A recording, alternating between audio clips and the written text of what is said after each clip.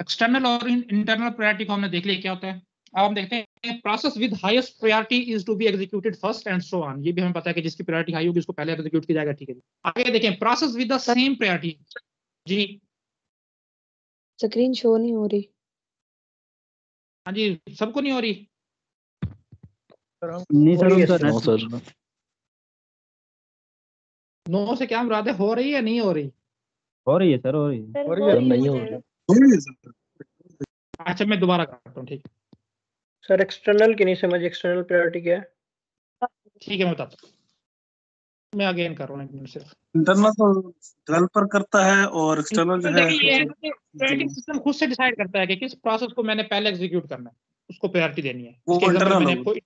आपको internal interactive और batch process के एग्जांपल दे भी दिए। और कुछ होती है जो डेवलप करने वाला या उस प्रोग्राम को प्रोसेस को यूज करने वाला खुद से डिसाइड करता है कि मेरे ऑपरेटिंग सिस्टम में इस प्रोसेस को पहले चलना चाहिए। तो वो होगी एक्सटर्नल, जो डेवलपर या यूजर आपस में जो है ना डिसाइड करते हैं कि इस प्रोसेस को पहले चलना चाहिए और इसको बाद में चलना चाहिए। अब शो हुई है जी सबको? यस सर, अब शो हो गई। ठीक है ठीक है। तो देखें जी, अगर तो हमारे पास कोई ऐसे प्रोसेस आ जाते हैं जिनकी सेम प्रायोरिटी है, तो तब क्या करना है? तो जो प्रोसेस रेडी क्यू में पहला इंटर होगा उसको हम प्रायोरिटी देंगे। लेट्स से कि एक P1 है और एक P2 है, दोनों की प्रायोरिटी मेरे पास 7 है। तो अब मैं देखूंगा कि अराइवल टाइम किसका पहले है। लेट्स से कि P1 का अराइवल टाइम था 2 और P3 का अराइवल टाइम था 7। देखें 2 मेरे पास जो है ना पहले रेडी क्यू में है, तो अगर सेम प्रायोरिटी आ जाती है, कंफ्लिक्ट आ जाता है, तो फिर हम FCFS यानी कि फर्स्ट कम फर्स्ट सर्व की बेस पे फैसला करेंगे कि जो पहले आया होगा उसको एग्जीक्यूट किया जाए।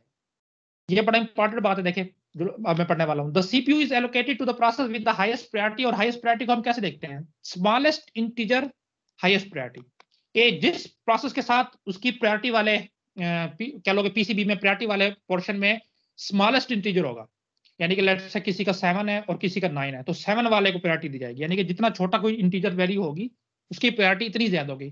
कुछ ऑपरेटिंग सिस्टम में इसका उल्ट भी है, लेकिन जो मोस्टली चलता है वो इसी तरह चलता है कि स्मॉलेस्ट इंटीजर है तो हाईएस्ट प्रायोरिटी है। और ये अप टू जो है ना 127, जो सबसे जिस प्रोसेस की कह लो कि प्रायोरिटी सबसे कम है ना, उसको आपने 127 प्रायोरिटी असाइन करनी होती है। और जिसकी सबसे हाईएस्ट रखनी हो तो उसको 1 रखा जाता है कि इसकी प्रायोरिटी सबसे हाई है। 2 वेरिएशन इसके हैं, जैसे हम पहले भी देख रहे हैं कि हर तकरीबन जितनी भी एल्गोरिथम पढ़ रहे हैं तो दोनों तरफ से इंप्लीमेंट किया जा सकता है। प्रीएम्प्टिव नेचर भी हो सकती है उसकी, नॉन प्रीएम्प्टिव भी हो सकती है। तो इसको बारी बारी देखते हैं क्या। अच्छा इसमें एक पॉइंट इसमें भी लिखा हुआ मैंने कि मेक अ स्टारवेशन, और उसका सोल्यूशन भी मैंने आगे लिखा हुआ कि एजिंग। आज हम इसको इंशाल्लाह स्टारवेशन को और एजिंग को भी देख लेंगे ये क्या चीज। देखें जी, आपके पास अभी कुछ इस तरह का सिनेरियो है कि मेरे पास जो है ना, अब क्योंकि यहाँ पे अराइवल टाइम नहीं दिया गया, तो मुझे पता है कि जब अराइवल टाइम ना दिया गया तो इसका मतलब है कि तमाम के तमाम प्रोसेस इस वक्त रेडी क्यू में मौजूद हैं। तो ये मतलब हुआ कि ये इस वक्त रेडी क्यू में ये 5 के 5 प्रोसेस मौजूद हैं। और दूसरे लफ्ज में आप कह सकते हो कि तमाम का तमाम अराइवल टाइम जो है ना आप 0 लो। अब देखें हर किसी के साथ उसको ब्रश टाइम दिया गया है। लेट्स से कि P1 का 10 है, P2 का 1 है, P3 का 2, P4 का 1 और P5 का 5। इसी तरह हर एक प्रोसेस के साथ एक प्रायोरिटी असाइन की गई है, P1 की 3, इसी तरह P3 की 4। अब मुझे कहा जाता है कि इसको जो है ना आपने प्रायोरिटी बेस्ड शेड्यूलिंग के थ्रू जो है ना एग्जीक्यूट करवाना है इन प्रोसेस को। मुझे पता है कि स्मॉलेस्ट इंटीजर सबसे हाईएस्ट प्रायोरिटी है, तो जो भी मैं प्रायोरिटी वाले पोर्शन में देखूंगा जिसका भी स्मॉलेस्ट इंटीजर होगा, तो ये मुझे पता चल गया कि 1 है P2 का, तो P2 को मैं सबसे पहले रन कर दूंगा। ये गैंट चार्ट साथ साथ बना हुआ है, तो मैंने पहले बना लिया था कि यहाँ पे प्रॉब्लम ना हो। तो 0 से लेके 1 टाइम तक जो है ना वो P2 रन हो गया। अब इसका एग्जीक्यूशन टाइम कंप्लीट हो गया, तो ये रेडी क्यू में से रिमूव हो गया। अब मैं नेक्स्ट जो कंप्लीशन है मैं देखूंगा कि 1 के बाद किसकी लोएस्ट नंबर है। तो देखिए 2, 5, 4 और 3 ये इनके दरमियान कंपटीशन है, तो मेरे पास 2 जो है वो सबसे लोएस्ट इंटीजर है, यानी कि इसकी सबसे हाईएस्ट प्रायोरिटी है और इसका ब्रश टाइम है 5। तो 1 से लेके 5 यूनिट ऑफ टाइम, यानी कि 1 से लेके 6 तक जो है ना मेरे पास प्रोसेस P5 जो है ना रन हो गया। ये भी रेडी क्यू से रिमूव हो गया। उसके बाद मेरे पास 3, 4 और 5 के दरमियान कंपटीशन है, तो मुझे पता है कि next highest priority next smallest integer यानी कि 3 की होगी और उसका ब्रश टाइम है 10। तो मेरे पास ये 6 से लेके 16 यानी कि 10 यूनिट ऑफ टाइम तक P1 जो है ना वो रन होगा। इसके बाद इसका एग्जीक्यूशन टाइम कंप्लीट हो गया, ये भी रेडी क्यू में से रिमूव हो गया। नेक्स्ट मेरे पास 4 और 5 के दरमियान कंपटीशन है, यानी एक का ब्रश टाइम प्रायोरिटी 4 है और एक की 5 है। तो P3 की प्रायोरिटी हाईएस्ट है इन दोनों में, यानी कि 4, तो मैं P3 को रन करूंगा और उसका एग्जीक्यूशन टाइम यानी कि ब्रश टाइम है 2। तो 16 से लेके 18 तक मेरे पास P3 रन होगा। और इसी तरह लास्ट में मेरे पास P5 बच गया, उसका ब्रश टाइम 1 है, तो 18 से लेके 19 तक ये रन। इस तरह मैंने जो है ना तमाम के तमाम प्रोसेस को एक गैंट चार्ट की मदद से शो कर दिया। तो अब मुझे जो सब हम सब के साथ करते आए हैं, जिसमें कंप्लीशन टाइम मैंने ऑलरेडी लिख दिया है। तो वैसे भी मैंने बताया हुआ है कि अगर आपने काउंट करना है तो हमेशा आप टेल एंड से चलोगे। तो P4 का 19 है तो P4 का कंप्लीशन टाइम आप 19 लिख दोगे।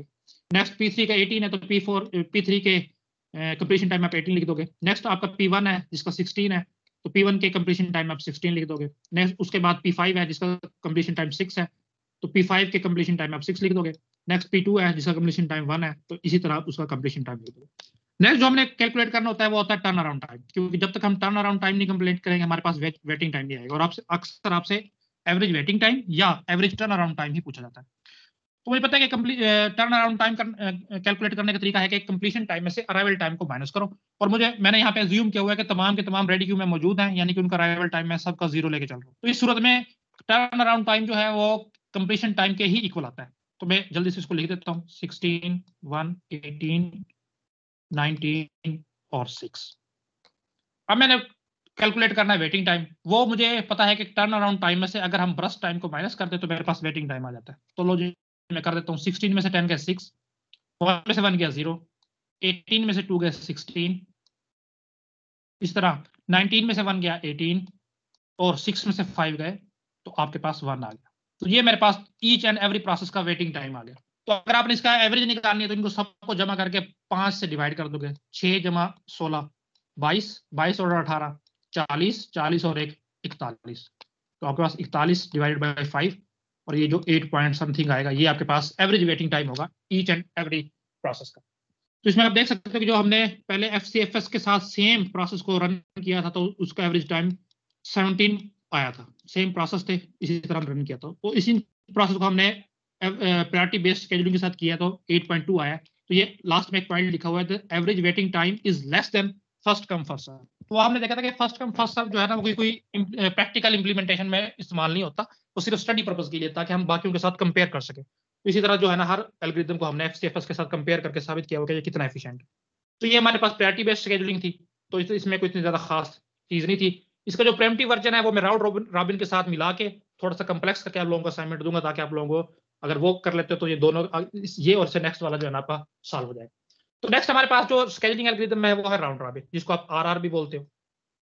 इसमें क्या होता है कि रेडी क्यू जो है ना हमने इस तरह सर्कुलर डिजाइन की होती है। अब जितने भी प्रोसेस रेडी क्यू में एक वक्त में मौजूद होंगे उनको हम एक स्पेसिफिक टाइम के लिए तमाम को बारी बारी जो है ना CPU एलोकेट करेंगे और वो हम पहले से डिसाइड कर लेते हैं कितने टाइम के लिए करना है। और जो हम टाइम डिसाइड करते हैं जिसके लिए हर प्रोसेस को CPU एलोकेट किया जाएगा उसको हम बोलते हैं टाइम क्वांटम या सिर्फ क्वांटम। और न्यूमेरिकल में या जब भी आपको इस तरह का क्वेश्चन पूछा जाएगा उसको Q से जो है ना रिप्रेजेंट किया जाता है। तो क्वांटम वो टाइम है जो हर प्रोसेस को दिया जाएगा कि वो अपनी इंस्ट्रक्शंस को CPU पे एग्जीक्यूट कर सके। अगर तो उस दौरान उस टाइम क्वांटम के दौरान उस प्रोसेस ने अपना तमाम की तमाम इंस्ट्रक्शन एग्जीक्यूट कर ली तो सिंपली वो जो है ना रेडी क्यू से रिमूव हो जाएगा। और अगर उसने नहीं की तो वो क्या करेगा कि वो वहां से रेडी क्यू के जो लास्ट एंड होगा ना वहां पे जाके अपने आप को अटैच कर लेगा ताकि अगेन मेरी बारी आ सके। तो इस तरह से इंप्लीमेंट होता है। हम देख लेते हैं क्या देखें जी। A CPU scheduling algorithm where each process is cyclically जी सर ये जो टाइम क्वांटम होता है इक्वल होता है सबका? सबको हम जैसे कि मैं कह देता हूँ टाइम क्वांटम है मेरे पास 2 मिलीसेकंड तो आपको समझना है 2 सेकंड में ले लेता हूँ लेट से। अब ये होगा कि मेरे पास इस वक्त रेडी क्यू में जो है ना 4 प्रोसेस मौजूद है P1, P2, P3 और P4। तो तमाम के तमाम को जो है ना मैं 2-2 सेकंड के लिए जो है CPU एलोकेट करूंगा। लेट्स से कि आप 1 का था ब्रस्ट टाइम 1 सेकंड, अब उसको मैंने 2 सेकंड देने थे तो जैसे ही मैंने उसको एलोकेट किया तो पहले ही सेकंड में उसने अपने इंस्ट्रक्शन को एग्जीक्यूट कर लिया। तो जो नेक्स्ट एक जो हमारे पास सेकंड बच गया है वो फौरन से जो है ना 2 को दे दिया जाएगा। अब लेट्स से कि 2 का मेरे पास ब्रस्ट टाइम था 3 सेकंड तो वो 1 से लेके 4 यानी कि 3 टाइम के लिए खुद को एग्जीक्यूट नहीं कर सकता क्योंकि उसका टाइम क्वांटम हमने 2 रखा हुआ है। तो वो क्या करेगा 1 से लेके 3 तक यानी कि 2 सेकंड तो एग्जीक्यूट करेगा खुद को, 1 सेकंड उसको बकाया बच जाएगा, वो बाद में उसको मिलेगा नेक्स्ट साइकिल में। तो वो अपने आप को रेडी क्यू के शुरू में ले आएगा। उसके बाद है मेरे पास 3, लेट्स से 3 का 2 ही था तो उसको 3 पे CPU मिला और 5 तक इसने खुद को एग्जीक्यूट किया। इसका जो है एग्जीक्यूशन टाइम कंप्लीट हो गया, इसने अपने आप को कंप्लीटली एग्जीक्यूट कर लिया। तो ये सिंपली जो है ना 3 वाला प्रोसेस इससे रिमूव हो जाएगा। नेक्स्ट लेट्स है कि 4 है, 4 का मैं कह देता हूँ कि एग्जीक्यूशन टाइम 4 था तो 2 सेकंड इसको मिलेंगे, उसके बाद जो 2 सेकंड बकाया बच जाएंगे ये अपने आप को यहाँ पे आके अटैच कर लेगा, ये 4 आ गया। अब नेक्स्ट साइकिल शुरू होगा, पहले 2 सेकंड के लिए मिलेगा जो हमने P2 को रखा था, और उसके बाद नेक्स्ट 2 सेकंड के लिए मिलेगा P4 को। अभी हम देख लेंगे ये कैसे काम करता है। तो टाइम क्वांटम एक इक्वल अमाउंट ऑफ टाइम है जो तमाम प्रोसेस को दिया जाएगा, उस दौरान वो अपने इंस्ट्रक्शन को एग्जीक्यूट कर लेगा। जैसे ही वो टाइम क्वांटम एक्सपायर होगा, अगेन इस प्रोसेस को रेडी क्यू के शुरू में मूव कर दिया जाएगा, ताकि जो है ना नेक्स्ट साइकिल में इसकी बारी आ सके। और अगर उस दौरान वो अपने आप को कंप्लीट कर लेता है तो उसको हम रेडी क्यू में से रिमूव कर देंगे। तो ये बात लिखी हुई देखो, if the timer goes off first, यानी कि टाइमर एक्सपायर हो गया है, 2 सेकंड पूरे हो गए हैं, लेकिन अपने आप किसने एग्जीक्यूशन कंप्लीट नहीं की, तब क्या किया जाएगा? देखो वो कह रहा है कि प्रीएम्प्टेड, इस प्रोसेस से सीपीयू को फोर्सफुली ले लिया जाएगा and added to the end, और इस प्रोसेस को क्यू के एंड में ऐड कर दिया जाएगा, यानी कि शुरू में जहां दोबारा शुरू हो गए।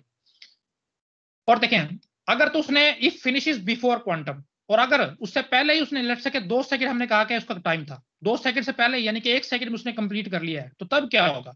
तब कह रहा है कि नेक्स्ट जो भी पड़ा होगा उसको दे दिया जाएगा फर्स्ट कम फर्स्ट सर्व की बेस पे। अभी आप अगर नहीं समझ भी आ रही तो अभी इंप्लीमेंटेशन में समझ आ जाएगा ये कैसे काम करता है।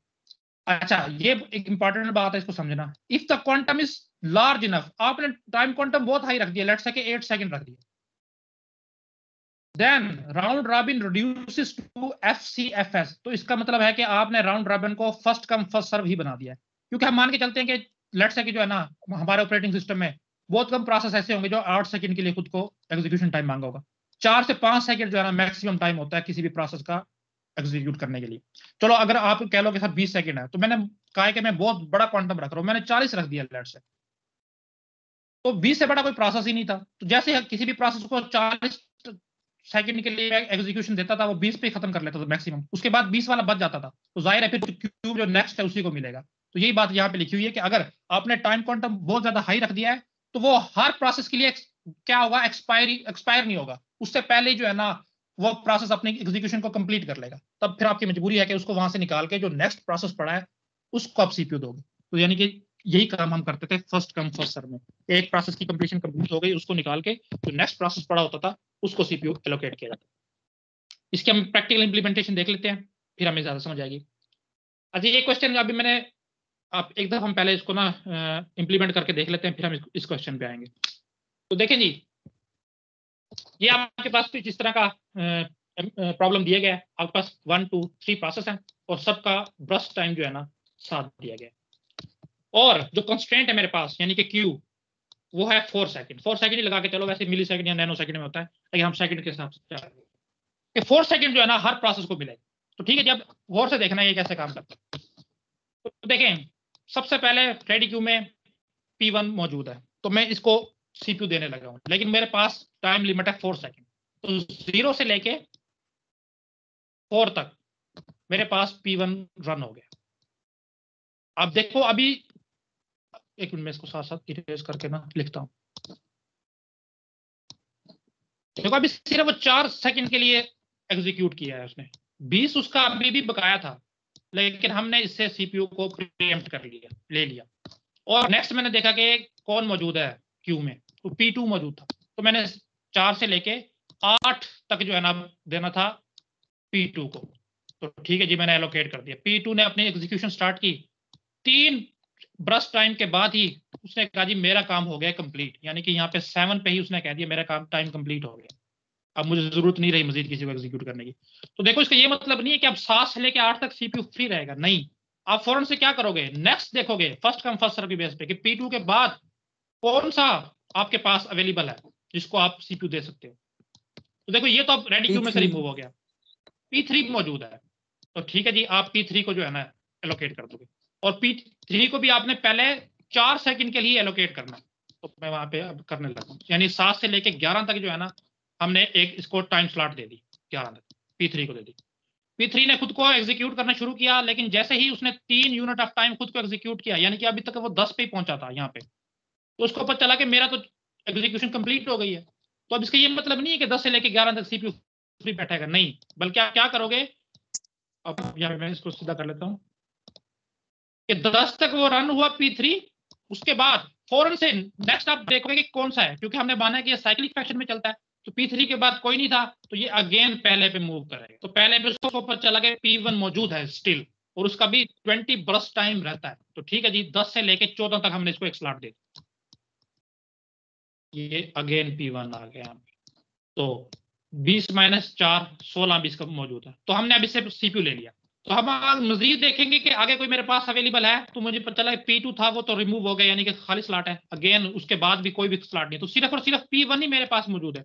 अगेन मैं अगली स्लॉट जो है ना P1 को दे दूंगा। तो 14 से लेके 18 तक अगेन P1 रन करेगा। फिर बिल्कुल इसी तरह अब इसका टाइम क्वांटम कम हो के 12 रह गया। सॉरी, टाइम क्वांटम कह रहा हूँ, ब्रश टाइम कम हो के 12 रह गया। अब इसने मजीद 12 सेकंड के लिए खुद को रन करना।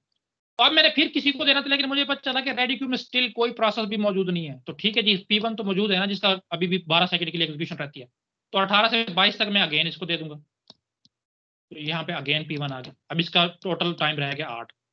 इसके बाद मैंने इसे लिया और फिर मैंने अगेन P2 या P3 जितने भी प्रोसेस थे उनको देना था, लेकिन मुझे अभी पता चला कि अभी भी रेडी क्यू में और कोई प्रोसेस मौजूद नहीं है सिवाय P1 के। तो नेक्स्ट टाइम स्लॉट मैं फिर से P1 को दे दूंगा, यानी कि 22 से लेके 26 तक अगेन मेरे पास P1 रन होगा। फिर इसका एग्जीक्यूशन टाइम कंप्लीट होके 4 हो मजीद हो गया, तो सिर्फ 4 सेकंड्स को मजीद चाहिए। तो फिर मैंने देना था, मुझे पता चला कि कोई और प्रोसेस नहीं है, सिर्फ और सिर्फ P1 ही मौजूद है। तो 26 से लेके 30 तक अगेन मैं इसी को दूँ, और उसके बाद ये अपने आप को कंप्लीट करके 0 टाइम, और यहाँ से ये रेडी क्यू में से रिमूव हो गया। अब रेडी क्यू में जितने भी प्रोसेस थे तमाम के तमाम सारे के सारे अपने आप को कंप्लीटली एग्जीक्यूट करते हैं। तो इस तरह से काम करता है। तो यहाँ पे किसी को मसला है, समझ नहीं आई कि टाइम क्वांटम किस तरह डिवाइड हो रहा है, तो अभी पूछ लेता कि फिर हम आगे नेक्स्ट मूव करें इसकी कंप्लीशन टाइम वगैरह को। यानी सर जब तक बस टाइम कंप्लीट नहीं होगा टाइम क्वांटम उसे वही मिलता रहेगा इक्वल। अगर कोई और प्रोसेस नहीं है, कोई और प्रोसेस है तो जी फिर अगर उसको मिलेगा, जाहिर बात। हाँ और नहीं है तो हाँ, फिर वो एग्जीक्यूट होता रहेगा। फिर उसको मिलता रहेगा जब तक वो अपने आप को कंप्लीट नहीं कर लेता। FCFS बन जाता है वो। देखो अब यहाँ से FCFS के मुराद क्या था कि P3 ने कंप्लीट कर लिया, सिर्फ एक ही प्रोसेस था। अगर आप देखो ना 10 से लेके, मैंने तो आपको क्वांटम में डिवाइड करके बताया ना, लेकिन आप देखो 10 से लेके 30 तक बगैर किसी रुकावट के चला है और उसने अपने आप को कंप्लीट किया। हाँ, अगर बीच में कोई आ जाता फिर हम इसको जो है ना प्रीएम्प्ट करते। तो अब आपको कंप्लीशन टाइम की प्रायोरिटी है। क्या चीज प्रायोरिटी है? नहीं, ये जो आप प्रीएम्प्ट कर रहे हैं कि आपने P1 जो चलाया है वो चार क्वांटम के लिए, फिर उसके बाद आपने P2 को क्यों चलाया है? क्योंकि हमने कहा हुआ है कि हर प्रोसेस को 4 सेकंड के लिए CPU पे रन करना है। यानी कि यहाँ प्रायोरिटी की बात नहीं हो रही, सिर्फ ये हो रहा है कि आपने 4 सेकंड तक चला के उसके बाद अगर कोई नया आ जाता है तो हम दे देंगे उसे, अदरवाइज नहीं देंगे। हाँ, टाइम शेयरिंग जो है ना, इसको आप बोल सकते हो। टाइम शेयरिंग ऑपरेटिंग सिस्टम में ये चीज यूज होती है। ठीक सर। अच्छा, आप देखो मैंने बताया था कि खासतौर पे ऐसे स्केजुलिंग एल्गोरिदम जिन पे प्रीएम्प्टिवनेस जो है ना अप्लाई होती है, जैसे अभी हमने देखा था प्रीएम्प्टिव था, हम बार बार ले रहे थे, तो उनके लिए कभी भी जो है ना, आपने बाकियों के लिए तो गुजारा हो जाता है कि आप इधर से भी स्टार्ट करो ना, कंप्लीशन टाइम निकाल सकते हो। तो कभी भी उनके लिए जो है ना, आपने कंप्लीशन टाइम इधर से स्टार्ट नहीं करना, क्योंकि वो बार बार आ रहे होते हैं तो आपको पता नहीं लगता। लेट्स से कि यहाँ पे आप कह देते हो कि P4 का कंप्लीशन टाइम 4 है और आप यहाँ पे लिख देते हो, तो देखो उसके बाद P1 अगेन आया था कहीं पे और यहाँ पे आगे उसके 30 था टोटल। तो यहाँ जब हम इस तरह से चलेंगे हमें कोई प्रॉब्लम नहीं होगी, हमें आखिरी टाइम ही मिलेगा। तो देखो P1 में इधर से स्टार्ट करने लगा, मुझे पता चला कि उसका कंप्लीशन टाइम जो है ना वो 30 है, तो मैं इसके कंप्लीशन टाइम में 30 लिख देता हूँ। नेक्स्ट मैंने मूव किया, करता रहा, ये सारे आ रहे हैं, लेकिन क्योंकि मेरे पास ऑलरेडी, और हमने कल भी देखा था कि ऑलरेडी आपने कुछ चीज लिख दी है तो ओवरराइड नहीं करनी, करता रहा। सर जी क्वेश्चन जी पूछे। सर अगर P2 जो होता वो 5 टाइम उसका होता, ब्रश टाइम 5 होता, ठीक है, और P3 का जो ब्रश टाइम है वो होता सर 6। ठीक है, 1 मिनट, अभी बताओ P2 का कितना होता? 5 और P3 का 6। लो दो, मैं बताता हूँ कैसे चलता है।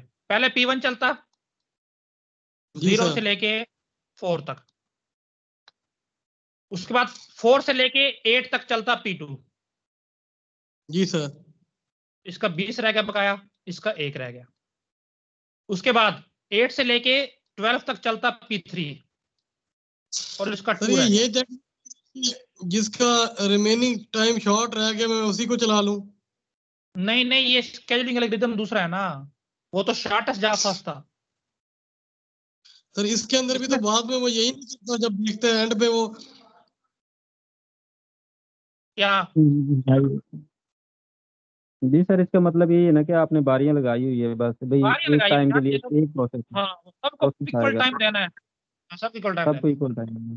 जी सर, अब ठीक 12 है, के समझ बाद 12 से 16 तक चलता अगेन P1, 16 से 17 तक चलता P2 और 17 से 19 तक चलता P3 और 19 से 23 तक चलता P1 और उसके बाद टोटली P1 चलता आगे।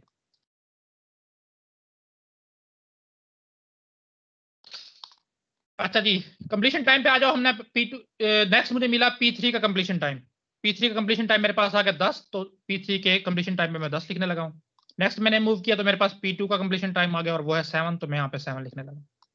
अब मैंने टर्न अराउंड टाइम निकालना है। अब वो क्योंकि सबका अराइवल टाइम सेम ही मैंने लिया हुआ है, तो ये बिल्कुल turn around time completion time के इक्वल ही आएगा। अब मैंने निकालना है इसका वेटिंग टाइम। वेटिंग टाइम में से मुराद है कि टर्न अराउंड टाइम में से बर्स्ट टाइम को माइनस कर दो। 30 - 24 6, 7 - 3 4 और 10 - 3 7। ठीक है। तो अब अगर आपसे कहा जाता है कि वेटिंग टाइम इसका निकालें तो 6 + 4 10, 10 + 7 17, 17 डिवाइड बाई 3, ये इनका जो है ना आपके पास एवरेज वेटिंग टाइम निकला है 5 पॉइंट समथिंग 5.66 जो भी निकले। सर इसमें अराइवल टाइम सबका सेम ही रहेगा? नहीं, क्योंकि अब नॉन प्रीएम्प्टिव, अभी देखो अगली नेक्स्ट में आपको दिखाता हूँ जिसमें अराइवल टाइम भी आपने कैलकुलेट करना है, मैं भी आपको दिखाता हूँ। ये जरूरी नहीं है। अब देखो आप प्रोसेस पे वो नहीं लगा सकते पाबंदी कि रेडी क्यू में वो इंटर ना हो। अभी हमने मान के चलेंगे सबका 0 है। अब नेक्स्ट देखो, एक मिनट आपको दिखाता सर P1 का हूँ। आपने कंप्लीशन टाइम 30 लिया है, एक तो मिनट ये अभी तो चलते हैं। शुरू में हो नहीं गया था? कहाँ पे शुरू में हो गया था बताओ मुझे जो जरा। पहले 4 सेकंड चला, इसका एंड वाला लेंगे? देखो आपने टेल एंड से शुरू करना है। अच्छा, जो हसन एग्जांपल पूछे उसमें जो आपने नीचे वो उसका चार्ट बनाया है, उसमें जी P2 और जी, P3 रिपीट हो रहे हैं, तो उनका भी वही वाला टाइम लेंगे जो बाद में आया है? बाद में है बिल्कुल, मतलब इस तरफ से चलेंगे जो शुरू में है, अगर आप राइट साइड से लेफ्ट की तरफ स्कैन करोगे। जी सर। अच्छा जी देखें। सर एक ही मैंने पूछना है। जी पूछें। सर ये प्रोसेसेस जो पहले दिए मेरे से, ये 3 प्रोसेस है यहाँ पे उसी ठीक उसी है। स्लाइड में। जी जी हाँ, आप कह रहे थे कि अगर कोई प्रोसेस नहीं आता तो ये चलते रहते हैं दोबारा, लेकिन बिल्कुल, प्रोसेस तो पहले से ही बताए हुए हैं ना, प्रोसेस नया कैसे आएगा? अभी आपको बताता हूँ। देखिए ये आपके सामने स्लाइड शो हो रही होगी, हो गई है असाइनमेंट के नाम से। जी जी सर। देखिए प्रोसेस 0 अराइवल टाइम पे जो है ना, यानी कि जिस वक्त मैंने ये शुरू किया, सिर्फ और सिर्फ एक प्रोसेस मौजूद था रेडी क्यू के अंदर, और उसका ब्रस्ट टाइम था 12 और उसकी प्रायोरिटी थी 3। टाइम क्वांटम 4 के हिसाब से जो है ना, इस पे मुझे जो है ना स्केजुलिंग करनी थी। तो जाहिर अभी मेरे पास सिर्फ और सिर्फ एक ही प्रोसेस है, तो 0 से लेके 4 तक जो है ना मैंने पहली टाइम स्लाइड इसको दी और प्रोसेस P1 को रन कर दिया। अब देखो 0 के बाद मैंने चेक किया, 4 के बाद सॉरी, क्या मेरे पास कोई और प्रोसेस मजीद आया है? तो नहीं आया। तो मैंने 4 से लेके 8 तक, थोड़ी सी बड़ी कर लेते हैं क्योंकि मुझे उसको बीच में करना पड़ेगा इंटरसेक्ट। 8 तक मैंने P1 को दी। अब जैसे ही P1 ने 5 टाइम क्लॉक तक पहुंचा था ना, तो एक और प्रोसेस जो है ना P2 सिस्टम में, यानी कि रेडी क्यू में एंटर हो गया, ये वाला, और उसका ब्रस्ट टाइम 19 है। लेकिन हमने जो है ना अभी सिर्फ और सिर्फ प्रायोरिटी के हिसाब से देखना है, उसकी प्रायोरिटी भी 3 ही है। तो मुझे पता है कि अगर एक दफा रेडी क्यू में सेम प्रोसेस आ जाते हैं जिनकी प्रायोरिटी सेम है, तो जिसको आपने दिया हुआ है उसी को दे के रखो, आप स्विच ना करो, यानी कि फर्स्ट कम फर्स्ट सर्व चलो। तो फर्स्ट में मेरे पास P1 पहले आया, तो नेक्स्ट स्लाइड भी जो पूरी है ना, वो 4 से लेके 8 तक वो मिलेगी P1 को ही। अब जो है ना देखो, जैसे ही 8 टाइम स्लॉट पे आप पहुंचोगे, तो इस वक्त मजीद जो है ना एक और प्रोसेस इंटर हो गया आपके पास इसमें, सॉरी रेडी क्यू में। तब आप डिसाइड करोगे। देखो अब P1 की तो बारी कंप्लीट हो गई, अब या तो आपने देना है P2 को और या देना है P3 को। अब ये कैसे डिसाइड होगा? प्रायोरिटी के बेस पे। अब देखो प्रायोरिटी किसकी इसमें हाई है? P2 की। P2 हाई है ना, तो P2 को यहाँ पे दे दोगे 8 से 12 की स्लॉट। लेकिन आपने अभी ख्याल रखना है कि जैसे ही उसने 11 टाइम तक खुद को एग्जीक्यूट किया तो 11वें टाइम पे मजीद एक प्रोसेस इंटर हो गया, उसका ब्रस्ट टाइम था 13 और प्रायोरिटी थी 2, तो आप 11 वाले पे टाइम पे ही इसको कर दोगे स्टॉप, बेशक ये राउंड रॉबिन है जो भी है। जब प्रायोरिटी हाई वाला आ गया उससे आपने ले ली 11 पे उसको स्टॉप कर दिया और आपने P4 को चला दिया 4 यूनिट ऑफ टाइम के लिए, और इसी तरह ये मजीद चलेगा। और मैंने एक दफा तो पूरा स्कैन करवा भी दिया कि कैसे रन करेगा। यही आप लोगों की असाइनमेंट है, इसमें दोनों चीजें आपने ख्याल रखनी है, अराइवल टाइम भी चेंज है और प्रायोरिटी भी चेंज है आपकी। राउंड रॉबिन में प्रायोरिटी होती है? हाँ क्यों नहीं, मैंने लगाई नहीं है। इधर जी, असाइनमेंट में तो टाइम है, पॉइंट मतलब वो में पहले वो तो चेंज एग्जांपल हो में नहीं सकता है। थी। देखो या हर प्रोसेसर प्रायोरिटी ये एक ही टाइम रखते हैं। टाइम क्वांटम से मुराद है कि जिसको भी प्रायोरिटी आप दोगे ना, जिसको भी सीपीयू दोगे 4 सेकंड के लिए आपने देना है, 4 से ज्यादा नहीं देना। और देना किसको है, ये किस बेस पे काम, ये किस पे डिसाइड होगा, ये डिसाइड होगा प्रायोरिटी की बेस। मैं कह रहा हूँ सर ये टाइम क्वांटम चेंज हो सकता है या सभी प्रोसेस का एक ही होगा, एक ही डिफाइन करना है भाई, इससे ज्यादा अलग अलग नहीं हो सकता। नहीं, तो आपने शुरू में डिफाइन कर दिया सबको वही टाइम देना है। हाँ अगर वो उससे पहले अपने आपको कंप्लीट कर लेता है फिर तो आपकी मजबूरी है, फिर आपको किसी और को दोगे, वरना अगर आपको कंप्लीट नहीं करता तो अगले को भी आप तो नहीं दोगे। तो सर P1 क्यों चलाए फिर? सबसे कम प्रायोरिटी तो P4 की है। देखो P4 का अराइवल टाइम देखो ना, मैं अभी वो मेरे पास आया ही नहीं है तो मैं इसको कैसे चलाऊं? अच्छा, अराइवल टाइम भी देखना है जीरो टाइम पे मेरे पास अभी एक ही प्रोसेस है ना मेरे पास, इसलिए मैं उसको चला रहा हूँ। देखो आप डिसाइड करोगे प्रायोरिटी की बेस पे कि किसको प्रोसेस मैंने देना है और कितने टाइम के लिए देना है, ये मैंने बता दिया कि राउंड रॉबिन से डिसाइड करोगे, यानी कि 4 सेकंड के लिए। ऐसे ही आपको पता चलता है कि कोई हाईएस्ट प्रायोरिटी वाला प्रोसेस आ गया है तो उसका टाइम वहीं पे आपने जो है ना खत्म करके प्रीएम्प्ट कर लेना उसको। इसको हाथ से करोगे पेंसिल के साथ फिर आपको समझ आएगी। अगर आपने ये कर लिया तो आपको प्रायोरिटी भी, राउंड रॉबिन भी और इससे पहले वाला जो था FCFS, ये तीनों आपको कवर हो जाएंगे इस एक असाइनमेंट से। तीनों चीज इसमें इंप्लीमेंट हुई हैं। तो आपने इसमें एवरेज वेटिंग टाइम और एवरेज टर्न अराउंड टाइम जो है ना वो निकालना है। जिसके बाद हम मजीद एक नई टेक्निक की तरफ चलते हैं जिसका नाम है मल्टी लेवल क्यू स्केजुलिंग। अच्छा पहले आपने एक बात याद रखनी है कि ये कोई अलग से स्केजुलिंग टेक्निक नहीं है। जैसे प्रायोरिटी अलग है, राउंड रॉबिन अलग है, फर्स्ट कम फर्स्ट अलग था, शॉर्टेस्ट जॉब अलग था, तो ये अलग नहीं है। इसमें क्या है कि रेडी क्यू को आपने एक से ज्यादा बना लिया। अभी तक हम देखते आए थे कि रेडी क्यू हमारे पास सिर्फ और सिर्फ एक ही होती थी जिसको हम इस तरह करके जाहिर करते थे और उसी में फिर जो है नाम गैंट चार्ट बना लेते थे उसकी मदद से। तो इसमें मल्टी लेवल से मुराद ये कि क्यू को आपने एक से ज्यादा लेवल में डिवाइड कर लिया। हो सकता है कि आपके सिस्टम में 2 क्यू हो, 3 क्यूज हो, अब वो काम कैसे करेंगी वो अलग बात है। लेट्स से कि मैं कहता हूँ कि मेरे सिस्टम में 3 क्यूज हैं, Q1 Q2 और Q3, मैं लिख भी लेता हूँ।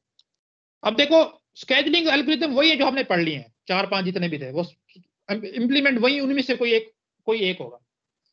लेकिन बस क्या है कि क्यूज की तादाद आपके पास ज्यादा है। तो लेट्स से कि मैं कहता हूँ Q1 पे जो है ना मेरे पास चला हुआ है FCFS, ये भी मैंने इंप्लीमेंट किया हुआ है। Q1 पे मैंने किया हुआ है लेट्स से राउंड रॉबिन, और Q3 पर लेट्स से मैंने कह लो कि मैंने प्रायोरिटी वाला किया। तो बस काम कोई नहीं है, मल्टीपल क्यूज हैं, उसमें से जो है ना हर एक अलग अलग क्यू में आपने कोई अलग एल्गोरिथम जो है ना वो इंप्लीमेंट किया हुआ है। तो और इन क्यूज की फिर आपने प्रायोरिटी बनाई हुई है। लेट्स से कि मैं कहता हूँ Q1 की प्रायोरिटी जो है ना वो हाई है, इसकी प्रायोरिटी पूरी क्यू की मैंने 1 कर दी। अभी मैं बताता हूँ इसका क्या मतलब है। और उसके बाद मैंने कहा कि Q3 जो है उसकी प्रायोरिटी 2 है और Q2 जो है उसकी प्रायोरिटी सबसे कम है 1। इससे क्या मुराद है, देखो जब भी हम डिसाइड करेंगे कि हमने किसी नए प्रोसेस को सीपीयू देना है, सबसे पहले Q1 को चेक किया जाएगा कि इसमें कोई प्रोसेस मौजूद है। अगर तो इसमें कोई प्रोसेस मौजूद हुआ तो उसी को दे दिया जाएगा सीपीयू। लेट्स से कि ये खाली पड़ी है किसी पॉइंट ऑफ टाइम पे, तो उसके बाद Q3 जिसका मैंने प्रायोरिटी 2 दी इसको चेक किया जाएगा क्या इसमें कोई प्रोसेस मौजूद है। अगर तो कोई भी प्रोसेस में हुआ तो फिर इसको दिया जाएगा। लेट्स से इसमें भी नहीं है, फिर आखिर में जो है ना हम इसको देंगे। समझ आ रही है कैसे काम कर रहा है ये एल्गोरिथम? मतलब जिस क्यू की प्रायोरिटी सबसे हाई होगी वो सबसे पहले अपनी प्रोसेसिंग कंप्लीट करेगा। कंप्लीट करेगी, हाँ। जब तक उस क्यू में एक भी प्रोसेस रहेगा बाकी क्यू की बारी नहीं आएगी, उसी की बारी आती रहेगी। तो अब हम इसको देख लेते हैं एमसीक्यूज के पॉइंट ऑफ व्यू से में क्या क्या चीजें देखें जी। सर क्वेश्चन है सर, जैसे फर्स्ट क्यू में आपने फर्स्ट कम फर्स्ट आउट का टेक्निक अप्लाई किया, तो फिर जब हम प्रायोरिटी 1 की यानी कि Q1 की ज्यादा है तो उसमें फिर हम उस टेक्निक के अकॉर्डिंग चलेंगे। फिर जब अगर P2 में जा रहे हैं, Q2 में जा रहे हैं, तो सर उसमें फिर हम राउंड रॉबिन को चेक करेंगे सिलेक्शन करते हुए। तो पूरी क्यू पे एक एल्गोरिथम अप्लाई हुआ है अगर एक दफा आप उस जी क्यू में इंटर हो गए, उसी एल्गोरिथम के तहत चलोगे आप। जी हाँ, उसी क्यू में इंटर सही कब होना है ये मुझे बताएगी उस क्यू की प्रायोरिटी। अभी आपको समझ आ जाएगी, थोड़ा सा आगे चलोगे ना। देखो, पहली बात तो ये है कि वो कहता है कि not an independent scheduling algorithm, कि ये कोई अलग से स्केड्यूलिंग एल्गोरिथम नहीं है, जो ऑलरेडी मौजूद है उसी के यूज करते हैं, बस फर्क ये है कि क्यूज की तादाद ज्यादा। ये देखो, ready queue can be divided into different classes where each class has its own scheduling needs. अभी हम इसको समझते हैं इससे क्या मुराद है। Each queue can have its own scheduling algorithm, ये मैंने बता दिया कि हर क्यू का हो सकता है तीनों का सेम भी हो, जरूरी नहीं है कि अलग अलग हो सकता है तीनों का सेम हो सकता है सबका अलग अलग भी हो। और फिर वो कहता है कि priorities are assign to each queue, फिर आपने हर क्यू को प्रायोरिटी असाइन करनी है। अब मैं आपको बताता हूँ क्या मतलब। देखें, आपके सिस्टम में जो है ना एक किस्म के प्रोसेस नहीं होते। लेट्स से कि बिल्कुल मैं एब्स्ट्रैक्शन लेवल की बात करूँ ना, तो आपके पास एक लो कह लो कि सिस्टम सॉफ्टवेयर होते हैं या सिस्टम प्रोसेस होते हैं, और एक यूजर प्रोसेस होते हैं। तो लेट्स से कि मेरे पास जो है ना, मैं चाहता हूँ कि सिस्टम प्रोसेस में कोई भी चेंजिंग ना आए, जिसकी वजह से मेरा पूरा सिस्टम चल रहा है, वो प्रोसेस तो कम से कम चलते रहे ना, ताकि मेरा पूरे का पूरा सिस्टम जो है ना वो ब्रेक डाउन ना हो। हाँ, यूजर प्रोसेस में अगर थोड़ी बहुत किसी प्रोसेस को सीपीयू देर में मिल रहा है तो चलो वो बियरेबल है, लेकिन सिस्टम प्रोसेस जो है ना वो बिल्कुल एब्सोल्यूट हाई प्रायोरिटी के साथ चलने चाहिए। या मैं कह सकता हूँ कि यार मेरे पास जो है ना दो किस्म के प्रोसेस है मेरे सिस्टम में, एक फोरग्राउंड प्रोसेस है और एक इंटरेक्टिव प्रोसेस या बैकग्राउंड प्रोसेस है। तो जो बैकग्राउंड प्रोसेस है यार, बेशक उनको बाद में मिलता रहे, मुझे कौन सा उनसे फर्क पड़ रहा है, बेशक चल रहे हैं वो थोड़ी देर भी चल जाएंगे, मुझे तो उनके ना कोई रिजल्ट से पता चल रहा है ना कुछ पता चल रहा है, तो बेशक वो स्लो भी चलते रहे। और जिस पर मैं चाह रहा हूँ इंटरेक्टिव प्रोसेस, जिसके साथ मैंने इंटरेक्ट करना है, मैं कहता हूँ कि जैसे ही मैंने कीबोर्ड से 1 प्रेस किया ना, वो फौरी तौर पे स्क्रीन पे शो हो, ये नहीं है कि 2-3 सेकंड के बाद शो हो, ये चीज मुझे बियरेबल नहीं है। तो इसका कहने का मतलब ये कि आपके सिस्टम में जो है ना प्रोसेस कोई एक टाइप की नहीं होती, एक नेचर की नहीं होती। कुछ प्रोसेस ऐसे होते हैं जिसमें आप डिले बियर कर सकते हो, और कुछ ऐसे होते हैं जिसमें आप कहते हो कि नहीं मुझे फौरी तौर पर रिस्पांस चाहिए। तो बिल्कुल बस इसी चीज को बेस बना के जो है ना हमने रेडी क्यू को डिवाइड कर लिया। लेट्स से कि बिल्कुल इनिशियल लेवल पे मैंने सिर्फ दो में डिवाइड किया उसको, एक में मैंने रख दिया सिस्टम प्रोसेस और एक में मैंने रख दिया यूजर प्रोसेस। अब मुझे पता है कि यार सिस्टम प्रोसेस की जो है ना प्रायोरिटी हाई रखनी है मैंने, तो मैंने कह दिया इस क्यू की प्रायोरिटी 1 है, और यूजर की मैंने कहा कि बेशक पहले सिस्टम प्रोसेस को रन करो, हाँ फिर उसके बाद टाइम बचता है तो यूजर करो, तो उसकी प्रायोरिटी मैंने 2 कर दी, और सिस्टम पर से मैंने राउंड रॉबिन अप्लाई कर दिया। अब अगर सिस्टम प्रोसेस का कोई एक प्रोसेस भी मौजूद है ना, वो ही रन होगा, सारे के सारे सिस्टम प्रोसेस को टाइम मिलता रहेगा। जब सिस्टम प्रोसेस सारे अपने एग्जीक्यूशन कंप्लीट कर चुके होंगे और किसी को मजीद एग्जीक्यूशन नहीं चाहिए होगी, उसके बाद सीपीयू जो है ना वो दूसरी क्यू पे मूव करेगा और फिर उस पर यूजर प्रोसेस को एग्जीक्यूट करना स्टार्ट करेगा। लेट्स से इसी दौरान अगेन सिस्टम प्रोसेस में कोई एक प्रोसेस आ गया है, तो यहाँ पे फौरन से सीपीयू को प्रेम्प्ट करके जो है यहाँ पे मूव कर दिया जाएगा। क्यों? क्योंकि यही चीज तो हमने प्रायोरिटी में देखी थी कि किसी की प्रायोरिटी हाई है तो वो हाई वाला आ गया, तो फौरन से जो है ना उसे प्रेम्प्ट करके हाई प्रायोरिटी वाले को दे दो। तो वही बात हुई है, बस क्यू का फर्क पड़ा कि क्यू हाई प्रायोरिटी वाले में आया, बस यहाँ से सीपीयू लेके उसको दूसरी क्यू में मूव कर देंगे और वहीं से वो चलना शुरू हो जाए। तो इस तरह से काम करता है मल्टी लेवल क्यू आपका जो है। तो ये याद रखना, कोई अलग से स्केड्यूलिंग टेक्निक नहीं है, पहले से मौजूद टेक्निक को ही यूज किया जाता है, बस रेडी क्यू को जो है ना हमने एक से ज्यादा क्यू में डिवाइड कर लिया। ठीक है जी, किसी का कोई क्वेश्चन है? ठीक है, अब इसके हम इम्प्लीमेंटेशन देखते हैं तो आपको मजीद समझ आ जाएगी। अच्छा, अभी आप इस चीज को मजीद देख लो। अभी हमने मल्टी लेवल को तो देख लिया, अब जो हमारे पास इसकी प्रायोरिटी है वो कैसे डिसाइड की जा सकती है। तो देखो दो तरह से पॉसिबल है। जी सुनाएं सर। इसमें तो जो सिस्टम प्रोसेस है और इंटरेक्टिव, ये वो भी स्लाइड खोलें प्लीज। लो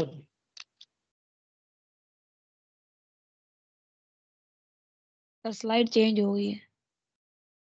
हाँ जी, मैंने तो चेंज कर दिया। अब देखे ना, इसमें जो सिस्टम प्रोसेस है, इंटरेक्टिव प्रोसेस है और जो थर्ड वाला है, ये तो प्रायोरिटी मतलब इनको मिलती रहेगी। हमारे जो प्रोसेस बैच में पड़े हैं और जो स्टूडेंट प्रोसेस है, तो इनको तो मतलब इनको तो बहुत लेट टाइम मिलेगा, या इनको यूं समझ लें कि मौका ही नहीं मिलेगा। तो इस तरह तो प्रॉब्लम नहीं आ जाएगा इधर। बिल्कुल आता है प्रॉब्लम, और इसी प्रॉब्लम को कहते हैं स्टारवेशन। यही हमने आगे पढ़ना है कि स्टारवेशन क्या है, उससे निपटने के तरीके क्या है। बिल्कुल होता है ये जो आप बात कर रही हैं, बिल्कुल ऐसे होता है। स्टारवेशन के प्रोसेस की बात कर रही हैं आप, और ये बिल्कुल होता है कि एक प्रोसेस को या एक पूरी क्यू को बहुत लंबे अरसे तक सीपीयू से एग्जीक्यूशन का टाइम ही नहीं मिलता। क्यों? क्योंकि कोई हाईएस्ट प्रायोरिटी वाले प्रोसेस जो है ना वो मौजूद होते हैं।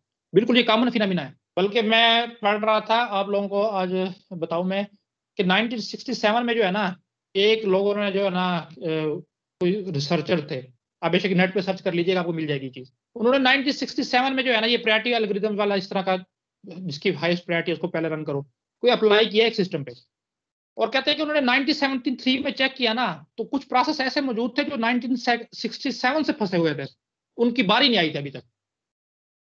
इतना सीवियर किस्म का ये प्रॉब्लम है। जी सर, आईबीएम के कंप्यूटर थे, आईबीएम के कंप्यूटर थे, वो जी जब बिल्कुल उन्होंने 1973 फेज आउट किया तो वो रेडी क्यू में फंसे हुए थे उस वक्त भी। फंसे हुए थे, बिल्कुल यही बात मैं बता रहा हूँ कि आप जब हमें हमारे टीचर ने बताया था ना, हम इसको मजाक समझते थे, लेकिन जैसे जैसे हम थोड़ा अपर लेवल पे गए, हमने चीजों को ज्यादा समझना शुरू किया, पढ़ना शुरू किया, तो हमें पता चला कि ऐसा पॉसिबल है। देख लो 67 से 73 74 आ गया था, मतलब 6-7 साल हो गए थे, वो उस प्रोसेस की बारी नहीं आई थी। अच्छा देखो, अब प्रायोरिटी हम कैसे डिसाइड कर सकते हैं कि किस क्यू की प्रायोरिटी कैसे होनी चाहिए? तो इसके दो तरीके कार हैं। एक एब्सोल्यूट प्रायोरिटी है कि बस आपने डिसाइड कर दिया है कि इसकी प्रायोरिटी 1 है, जब तक इस क्यू में कोई भी मौजूद है यही क्यू जो है ना इसी की बारी आई रहेगी। या टाइम स्लाइसिंग भी पॉसिबल है, हम दोनों को देख लेते हैं कि इससे क्या मुराद है। देखो एब्सोल्यूट या फिक्स प्रायोरिटी क्या है? Each Q has absolute priority over lower priority queue. क्या मुराद है कि आपने डिफाइन कर दी, लेट्स से Q1 की हाईएस्ट प्रायोरिटी है, Q2 की मिडिल में है कोई, और Q3 की सबसे लोएस्ट प्रायोरिटी है। अब इसका क्या मतलब देखें, अकॉर्डिंग टू दिस टेक्निक या algorithm, no process in the batch Q3 में कोई जो प्रोसेस मौजूद है कभी भी रन नहीं कर सकता unless Q1 and 2 are empty. जब तक के Q1 और Q2 में कोई भी प्रोसेस मौजूद होगा, Q3 वाले प्रोसेस की बारी नहीं आएगी। तो ये एब्सोल्यूट प्रायोरिटी है हमारे पास। और टाइम स्लाइसिंग क्या है देखें, in this method each queue gets certain portion of CPU times and can use it to schedule its own process। क्या मतलब है? लेट्स से कि मैंने 3 क्यू बनाई हुई है, Q1 जिसकी मैं चाह रहा हूं कि प्रायोरिटी हाई रखनी है, Q2 जिसकी मैं चाह रहा हूं कि मिडिल में रखनी है, और Q3 जिसकी मैं चाह रहा हूं कि बिल्कुल लोएस्ट रखनी है। तो मैंने कहा कि लेट्स से मैं डिसाइड करता हूं कि 60% ऑफ CPU टाइम मैं जितना भी वो मैं दे रहा हूं Q1 को, और 30% ऑफ बाकी का टाइम जो है मैं उस पे से दे रहा हूं Q2 को, और बाकी का जो 10% रह गया वो मैं दे रहा हूं Q3 को। अब लेट्स से कि मैं कहता हूं 10 सेकंड की बात कर रहा हूं, तो 10 सेकंड में से 6 सेकंड जो है ना Q1 में मौजूद प्रोसेस चलेंगे, 3 सेकंड जो है Q2 में मौजूद प्रोसेस चलेंगे, और सिर्फ 1 सेकंड मिलेगा Q3 वाले प्रोसेस को। तो ये दो टेक्निक से पॉसिबल है। आप टाइम स्लाइसिंग भी कर सकते हो या एब्सोल्यूट प्रायोरिटी रख सकते हो कि हाँ जी जब तक मौजूद है अगले की बारी नहीं आएगी। इसमें टाइम स्लाइसिंग में देखो बेशक Q1 में और Q2 में कोई प्रोसेस मौजूद भी होंगे, तब भी Q3 के मौजूद प्रोसेस की बारी आने के चांसेस हैं कि कुछ ना कुछ टाइम इसको मिलता रहेगा। तो ये डिपेंड करता है कि आपका सिस्टम कैसा है। कहीं पे एब्सोल्यूट प्रायोरिटी भी एप्लीकेबल आपको देख सकते हो, या टाइम स्लाइसिंग भी हो सकती है। अभी हम जो इसकी एक एग्जांपल देख लेते हैं, जैसे हम बाकी एल्गोरिथम्स की देखते आ रहे हैं, तब हमें मजीद ये चीजें क्लियर हो जाएंगी, ये चीजें कैसे काम करती हैं। तो देखें जी, अराइवल टाइम पहले देखो। में भी टाइम फिक्स करेंगे। टाइम स्लाइसिंग से मुराद है पूरी क्यू को आप बताओगे कि इसको इतनी देर के लिए CPU मिलेगा। ठीक है सर। अब देखो मैंने क्या दिया ना, 10 सेकंड के लिए Q1 को मैंने देना है। अब उस पे लगा हुआ है फर्स्ट कम फर्स्ट सर्व, Q1 में एल्गोरिथम लगा हुआ है। तो हो सकता है कि पहला प्रोसेस ही 10 सेकंड खा जाए, लेकिन हमने पूरे 10 सेकंड उसको दे दिए, उसके बाद उससे ले लिया। हो सकता है उसमें राउंड रॉबिन लगा हो पहली क्यू में, तो 10 सेकंड दिया, हो सकता है 5 प्रोसेस मौजूद हो, 5 को 2-2 सेकंड मिल जाए। तो ये इंटरनली जो एल्गोरिथम वर्क कर रहा है उस पर भी डिपेंड करता है, लेकिन हमने स्लाइसिंग कर दी है कि इसको इतने टाइम के लिए मिलेगा, लेकिन बाकी 2 क्यूज की निस्बत उसको हम ज्यादा टाइम दे रहे हैं, क्योंकि हम बताना चाह रहे हैं कि इसकी प्रायोरिटी हाई है। तो देखो जी, मेरे पास रेडी क्यू में जो है ना एक वक्त में 3 प्रोसेस मौजूद थे। अराइवल टाइम अभी क्योंकि मेरे पास 0 है, तो मैं अभी ये 3 प्रोसेस देख रहा हूँ, P1 P2 P3। P1 का ब्रश टाइम मेरे पास 4 है, P2 का ब्रश टाइम 3 है, और P3 का ब्रश टाइम जो है ना वो 8 है। अच्छा, P1 और P2 मौजूद है मेरे पास Q1 में, और P3 मौजूद है Q2 में। तो जब भी आप इस तरह का कोई आपके पास मसला या प्रॉब्लम आएगा, तो साथ कुछ ना कुछ इंफॉर्मेशन दी गई होगी। वो क्या होगी देखो, Q1 has a higher priority than Q2। वो मुझे बता रहा है कि Q1 की जो प्रायोरिटी है ना वो Q2 से ज्यादा है, यानी कि पहले Q1 में मौजूद जितने भी प्रोसेस हैं उनको आपने रन करना है, उसके बाद फिर आपकी बारी आएगी Q2 की। और मुझे दूसरा इंफॉर्मेशन दे रहा है कि Q1 में RR लगा हुआ है, राउंड रॉबिन लगा हुआ है, और उसका टाइम क्वांटम है 2। ठीक है जी। फिर मुझे बता रहा है कि जो दूसरी क्यू बची हुई है Q2, उसमें आपने लगाना है FCFS। इसके तहत जो है ना इसमें दूसरी रेडी क्यू में मेरे पास स्केजुलिंग हो रही। तो अभी क्योंकि टाइम अराइवल टाइम 0 है, तो उसमें 3 प्रोसेस मौजूद है, और मुझे पता है कि क्यू में जो क्यू नंबर 1 है उसकी प्रायोरिटी हाई है, तो मैंने क्यू नंबर 1 वाले प्रोसेस को रन करना है। तो देखिए जी 0 से लेके, क्योंकि उसमें टाइम क्वांटम 2 है मेरे पास, राउंड रॉबिन लगा हुआ है, तो पहले 0 से लेके 2 तक जो है ना प्रोसेस P1 चला, ठीक है जी। उसके बाद इसने नेक्स्ट मूव कर दिया, नेक्स्ट जो है 2 से लेके 4 तक P2 ने चलना था, वो चला जी। अब बस इस क्यू में यही दो मौजूद हैं, वो अगेन P1 पे चला जाएगा। तो 4 से लेके 6 तक अगेन P1 चलेगा। अब देखो 4 सेकंड चल चुका है, ये अब रेडी क्यू में से रिमूव हो जाएगा अभी, और ये अभी 1 रहता था, मैं उस वक्त लिखना मुझे याद नहीं रहा। तो अगेन 6 से लेके 7 तक, मिलना तो उसको 8 तक था, लेकिन अब आपको समझ आ गई होगी तो मैं डायरेक्ट लिख रहा हूँ। तो 7 तक जो है ना इसको P2 ने रन किया, इसका एग्जीक्यूशन टाइम P4 भी तो Q1 में है। देखो अभी नहीं आया, उसका अराइवल टाइम देखो, अभी तो मैं 7 पे पहुंचा हूं, उसने 10 पे आना है। अभी सिर्फ 3 मौजूद है, अभी मैं 7 तक पहुंचा हूं, जब मैं 10 पे पहुंचूंगा तब वो आए। अराइवल टाइम देखो ना उसका। ये P1 और जी P2 का अराइवल टाइम 0 है। ठीक है, इसका तो मतलब है ये ऑलरेडी रेडी क्यू बस में टाइम, मौजूद। जी जी, तो ये 3 वाला पहले नहीं एग्जीक्यूट होना चाहिए जिसका बस टाइम कम है। क्यों? राउंड रॉबिन में जिसका ब्रश टाइम कम हो उसको हम एग्जीक्यूट करते हैं पहले। ये क्या जरा करते हैं राउंड रॉबिन? क्लियर कीजिएगा। प्रायोरिटी बेस पे होगा, पहले P1। इसमें वो first come first serve use होगा। पहले आया उसको राउंड रॉबिन लगा हुआ है, शुरू से शुरू करो, हर प्रोसेस को 2-2 सेकंड देते हो। नहीं, इसमें फिर डिसाइड किस बेस पे होगा, क्योंकि दोनों एक ही टाइम पे आ रहे हैं, फर्स्ट कम फर्स्ट सर्व भी नहीं लग रहा है इस पे। तो देखिए अगर सेम प्रायोरिटी वाले मौजूद हैं तो फर्स्ट कम फर्स्ट सर्व लगता है, लेकिन हमें पता है कि हमने तो राउंड रॉबिन लगाना है। राउंड रॉबिन कहता है कि पहले जहां से क्यू स्टार्ट हो रही है वहां से स्टार्ट करो, जो प्रोसेस आता है उसको 2-2 सेकंड देते हो। इसी बेस पे डिसाइड हो रहा है कि स्टार्ट से स्टार्ट करना है। सर इसमें स्टार्ट में देखे ना, मेरे पास जैसे 3 अराइवल टाइम है, दोनों का 0 है। जी जी, तो पहले देखिए मेरे पास किसकी एंट्री है, इस प्रोसेस की पहले एंट्री है।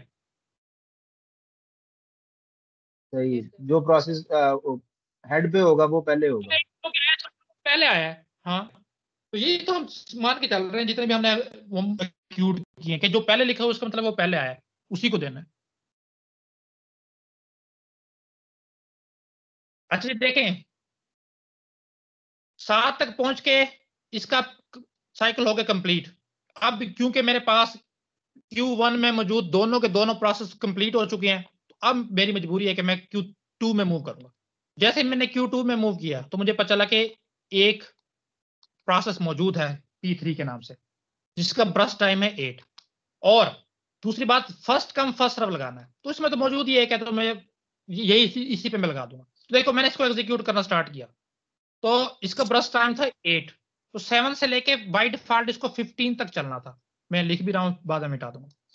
लेकिन जैसे ही ये इसने अपने आप को 3 यूनिट ऑफ टाइम यानी कि 10 टाइम पॉइंट तक एग्जीक्यूट किया, उसी वक्त Q1 में P4 की एंट्री हो गई, और हमें पता है कि P1 आया है Q1 में और Q1 की प्रायोरिटी है हाई।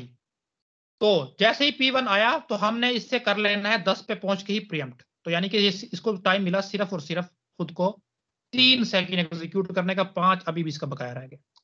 तो यहां से ये प्रीएम्प्ट हो गया, यहां तक P2 चला, मैं लिख देता हूं, सॉरी P3। उसके बाद ये प्रीएम्प्ट हो गया 10 पे पहुंच के, और उसके बाद फौरन से मैंने दे दिया P4 को। P4 को मैंने दिया 2 सेकंड के लिए। क्यों 2 सेकंड के लिए दिया? क्योंकि मुझे पता है कि क्वांटम 2 है, तो ठीक है जी, मैंने 2 सेकंड के लिए दे दिया इसको। 10 से लेके 12 तक ये चला। उसके बाद मैं चेक करूंगा क्या क्यू नंबर 1 में कोई और प्रोसेस मौजूद है। हाँ मुझे पता चला कि मौजूद है जी, P4 ही मौजूद है। तो अगेन अगला टाइम स्लॉट भी मैं इसी को दे दूंगा 12 से लेके 14 तक। तो पहले ये 5 था इसका, तो इसने 2 कंप्लीट कर लिया तो 3 रह गया था। तो 12 से लेके 14 तक अगेन इसको मिला, तो इसका 2 और इसमें से एग्जीक्यूट हो गए, तो 1 सिर्फ और सिर्फ इसका रह गया। तो फिर मैं चेक करूंगा अगेन क्या अभी भी मौजूद है रेडी क्यू नंबर 1 में। हाँ जी, मुझे पता चला कि P4 मौजूद है और उसका एक मजीद रहता है। तो 14 से लेके 15 तक अगेन मेरे पास P4 ही चलेगा। अब इसका एग्जीक्यूशन टाइम, ये ब्रश टाइम हो गया कंप्लीट। अब ये रेडी क्यू में से रिमूव कर जाएगा और मैं अगेन क्यू नंबर 2 में मूव करूंगा, यानी कि P3 के पास। मुझे पता चला कि P3 का अगेन अभी तक 5 एग्जीक्यूशन ब्रश टाइम जो है वो रहता है। बस ठीक है 15 से लेके 20 तक, क्योंकि अभी तक मेरे पास कोई प्रोसेस है ही नहीं, अगेन P3 चल जाएगा। समझ आ गई इसकी?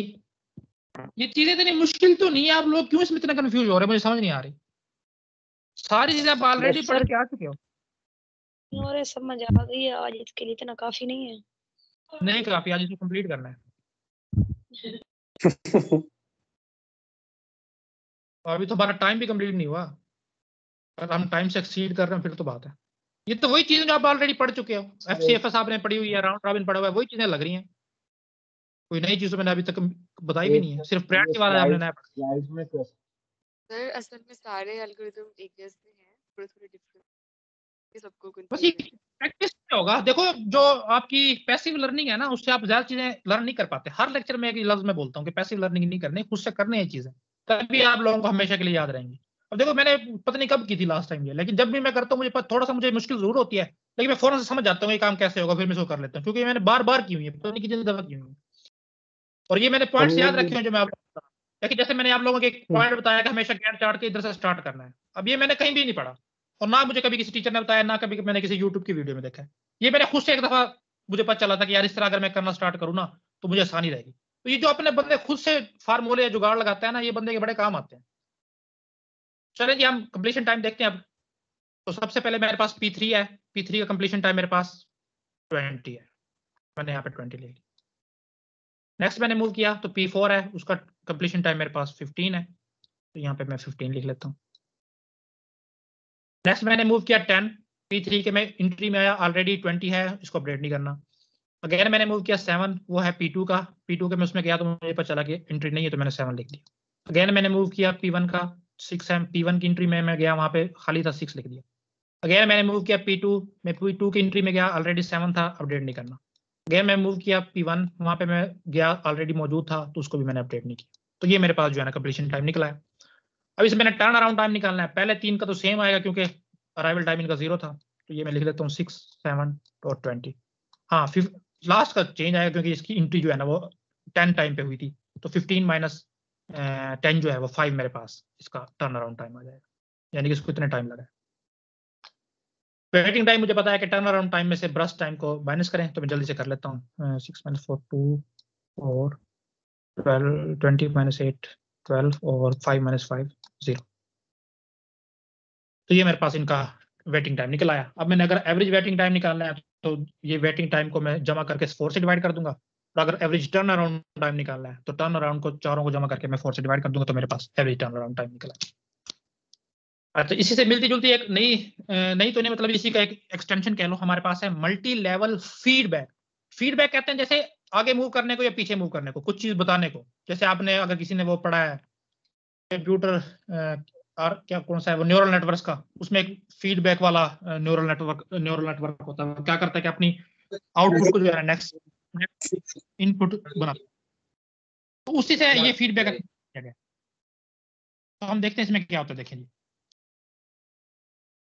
The main difference between sir क्या चीज, ये जो टर्न अराउंड टाइम और एवरेज वेटिंग टाइम है एमसीक्यूज में आते हैं। ये आपसे पूछा जाएगा, और आपसे पूरा कभी भी नहीं पूछा जाएगा कि पूरा बताओ जी कैसे काम कर रहे हैं। 1 नंबर का तो क्वेश्चन होगा, भी आया तो या तो यही पूछा जाएगा या फिर मैंने कल बता दिया था जिस तरीके से आपसे पूछा जा सकता है। ये टेबल में तो बहुत टाइम लगता है। टेबल में बहुत टाइम लगेगा, आपको कुछ ना कुछ हिंट दिया गया होगा। देखो आप ऑन द एवरेज ना आपके पास हर क्वेश्चन के लिए 1 मिनट होता है, और 1 मिनट में आप ये काम कर सकते हो। अगर आपको गैंट चार्ट दिया गया ना, आपको 1 मिनट भी नहीं लगेगा, आधे मिनट में भी आप कर लोगे इस क्वेश्चन को। तो कोई ना कोई चीज आपको लाजमी दी गई, उनको भी इस बात का पता है कि अगर ये 1 मिनट में नहीं हो सकता तो बच्चे को हम ना दें। जब भी दिया जाएगा और प्रोसेस वाला आ जाता है, अगर आप देखो ना किसी वेबसाइट पे भी जाओ या किसी पास पेपर में देखो, तो ये स्केड्यूलिंग वाले आ जाते हैं। तो उसको आपको पता होना चाहिए कि कैसे काम करते हैं, ताकि आपको वहाँ पे ऑन द गो जो है ना मसले मसाइल ना। एक दफा आपने समझ लिया फिर आपके लिए मुश्किल नहीं है, ये टेबल बनाना सीख लो बस। 2 फार्मूले हैं सिर्फ, एक आपने टर्न अराउंड का फार्मूला याद रखना है और एक वेटिंग टाइम का, बस। तो देखो जी, मल्टी लेवल फीडबैक में और मल्टी लेवल जो सिंपल है उसमें क्या फर्क है। देखिए the main difference between multi level Q, यानी जो हम पहले पढ़ के आ चुके हैं, एंड मल्टी लेवल फीडबैक जो अब हम भी पढ़ रहे हैं, क्या है जी, इज दैट जॉब्स यानी कि process move from one queue to another queue. जैसे अभी हमने अभी पढ़ा था कि 3 क्यू थी, Q1 Q2 और Q3। अब लेट्स से कि एक प्रोसेस इस Q1 में मौजूद है, तो कुछ कंडीशंस के बाद जो है ना वो अपने आप को Q नंबर 2 में मूव कर सकता है, यहाँ पे P1 आ गया, और हो सकता है कि कुछ देर के बाद वो अपने आप को Q नंबर 3 में भी मूव कर ले। तो सिर्फ यही फर्क है, बाकी सारी चीजें वही हैं, मल्टी क्यूज हैं, किस बेस पे हैं वो भी सेम है, उनकी प्रायोरिटी क्या है वो भी सेम है, और इसके अलावा तीसरी चीज हमने क्या पढ़ी थी, हाँ कि एक प्रोसेस जो है ना जब तक एक क्यू में मौजूद रहेगा तो कंट्रोल उसी के पास रहेगा, क्योंकि हमने डिसाइड किया हुआ है कि प्रायोरिटी के बेस पे। सारी चीजें वही सेम है, डिफरेंस सिर्फ ये है कि प्रोसेस टाइम टू टाइम जो है ना एक क्यू से दूसरे क्यू में मूव कर सकता है। वो कब करेगा वो चीजें हम आगे देखते हैं। It is possible to implement aging this way. अभी एजिंग स्टारवेशन क्योंकि हमने नहीं पढ़ी तो एजिंग भी अभी पढ़ने का फायदा नहीं, लेकिन हमें अगली स्लाइड में इसको पढ़ लेंगे तो हमें समझ आ जाएगा कि मल्टी लेवल फीडबैक क्यू की मदद से हम एजिंग को कैसे इंप्लीमेंट कर सकते हैं। तो देखते हैं हम ये कैसे काम करते हैं। देखिए जी, ये इस तरह का आपके पास सीन बन सकता है। लेट्स से ये Q1 है, ये Q2 है और ये Q3 है। वही सेम चीज है, देखो इस पे राउंड रॉबिन लगा हुआ है पहली क्यू पे, और उसका टाइम क्वांटम 8 है, यानी कि 8 सेकंड के लिए जो है ना पूरा बताया हुआ कि इस पूरे क्यू को जो है ना 8 सेकंड दिए जाएंगे, उसमें इसने अपने आप को जो है ना एग्जीक्यूट करवाना जितने भी प्रोसेस है। नीचे हमने कह दिया कि टाइम क्वांटम जो है ना 16 है। पूरी क्यू को मैंने ये लिखा हुआ, क्वांटम लिखना नहीं था, गलती से लिखा गया। पूरी क्यू का टाइम लिखा गया कि 16 सेकंड है इस क्यू के पास, ये अपने आप को इसमें एग्जीक्यूट करवा सकती है। और उसके बाद जो तीसरी है ना उसमें मैंने FCFS लगाया हुआ कि फर्स्ट कम फर्स्ट सर्व, कि प्रोसेस जो पहले आएगा उसको मिलेगा। अब इसमें क्वेश्चन कैसे आ सकते हैं, देखो वो कह रहा है कि a system that has a CPU bound process, यानी कि उसमें सिर्फ और सिर्फ ऐसे प्रोसेस मौजूद हैं जो CPU पे एग्जीक्यूशन में टाइम ज्यादा लगाते हैं, IO में कम लगाते हैं। Which requires, अब इस प्रोसेस की बात हो रही है, बर्स्ट टाइम ऑफ 40 सेकंड, उसको 40 सेकंड चाहिए अपने आप को एग्जीक्यूट करवाने के लिए। CPU टाइम इसको 40 सेकंड चाहिए। The multi-level feedback queue scheduling algorithm is used, ये जो हम पढ़ रहे हैं यही यूज हुआ है। And the queue time quantum is 8 second, इसका बता रहा है कि वो 8 सेकंड है, और नीचे वाली का बता रहा है कि 8 सेकंड ही है। नहीं, बल्कि वो कह रहा है कि and in each level it is incremented by 8 second. उसके बाद वो नीचे आएगा तो 8 + 8 16 हो जाएगा। तो ये चीज लिखी हुई है। अच्छा, उसके बाद जो तीसरी का है उसमें फर्स्ट कम फर्स्ट सर्व है। तो उसने पूछा हुआ कि देखो then how many times the process will be interrupted. एक तो अपने ये बताना है कि प्रोसेस कितनी बार इंटरप्ट हुआ है, and in which Q the process will terminate execution, और किस क्यू में इस प्रोसेस की एग्जीक्यूशन कंप्लीट होगी। हाँ जी बताओ, दोनों जवाब दो मुझे देख के। 40 सेकंड आपने इसमें से लगाने हैं, बताओ कितने टाइम वो इंटरप्ट होगा और कौन सी क्यू में उसका टाइम कंप्लीट होगा। सर जी पहली क्यू में 8 सेकंड्स के लिए चलेगा, फिर इंटरप्ट आएगा, फिर नेक्स्ट क्यू में चला जाएगा, वहां पे 16 सेकंड्स के लिए चलेगा। ठीक है, 16 बाकी रह गया इसके। फिर वो थर्ड में आ गया, वो थर्ड में चलेगा फिर सर। थर्ड में बेशक इसके 16 के बजाय 1600 भी रहता है ना, तो ये अपने आप को कंप्लीट करके ही बाहर आता। तो लेट्स से उसके बाद 0 रह गया। तो देखो कितने दफा इंटरप्ट हुआ है, एक दफा वो यहाँ पे इंटरप्ट हुआ है, एक दफा वो यहाँ पे इंटरप्ट हुआ है, तो 2 इंटरप्शन हुई है। तो पहला क्वेश्चन का जवाब ये है कि उसको 2 दफा इंटरप्ट किया गया। दूसरा क्वेश्चन था कि कौन सी क्यू में उसने अपने एग्जीक्यूशन को कंप्लीट किया, तो FCFS में किया।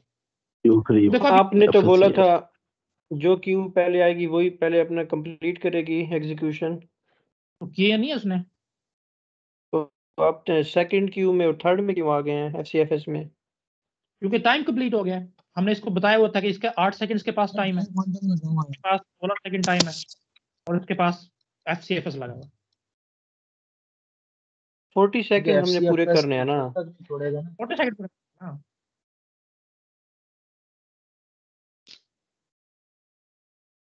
हाँ जी, टोटल टाइम यानी 8 सेकंड है फर्स्ट का। टाइम स्लाइसिंग हमने पढ़ी नहीं थी, उसमें क्या था कि आप एक जी क्यू को जो है ना टाइम भी दे सकते हो कि वो इतने टाइम इसके पास हैं, उसमें जितने भी प्रोसेस मौजूद हैं वो अपने आप को कंप्लीट करे। अब तो हम एक ही प्रोसेस लेके चल रहे हैं, और हम ये सिनेरियो बना रहे हैं कि अगर एक प्रोसेस एक क्यू में मौजूद है और जितना टाइम उस क्यू को दिया गया था उस टाइम में उसने अपने आप को एग्जीक्यूट कंप्लीटली नहीं किया, तो उस प्रोसेस को उठा के नीचे वाले लेवल पे शिफ्ट कर दो, जैसे हमने अब किया। वो नीचे वाले लेवल पे आ गया। अब नीचे वाले लेवल में आके देखो उसको 16 सेकंड मिले हैं, 16 सेकंड के बावजूद वो अपने आप को कंप्लीट नहीं कर पाया, तो उसको मजीद नीचे शिफ्ट कर दो। अब नीचे तीसरे लेवल पे आके तो वो 100% जब भी उसको CPU मिलेगा ना वो अपनी एग्जीक्यूशन कंप्लीट करके निकलेगा। तो ये इस तरह के सिनेरियो होते हैं। अच्छा जी, देखें ये इससे रिलेटेड हमारे पास एक क्वेश्चन है, इसको हम देख लेते हैं ये कैसे काम करता है। अच्छा जी,